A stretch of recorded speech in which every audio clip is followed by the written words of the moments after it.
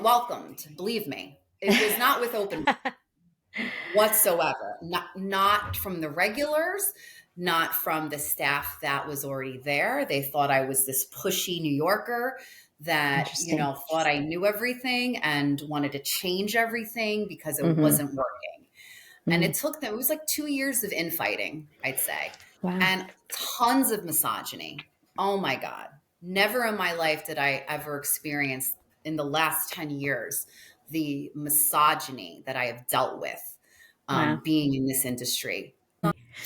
And so I wasn't used to being at a beer festival that we're, putting out food and promoting our business. And I have one of my staff members with me, this, kid named Dan, who's very helpful.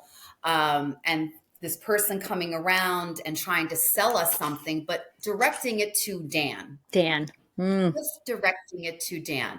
And poor Dan is like, just like looking at me like nervous as all hell. Like, and I just sat back. I'm like, I'll wait.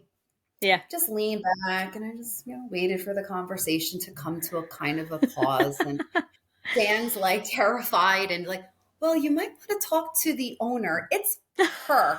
And he's like, oh, yes.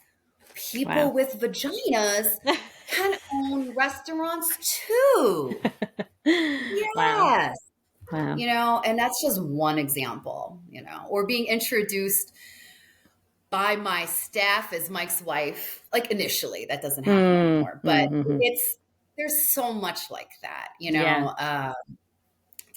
you have to be a certain way in order to get respect. And then you're, called crazy, or you're called the B word, or, all that. Yeah. It's very alive. And I'm an owner. Like technically I'm on the top of the food chain in terms of that, but I'm not.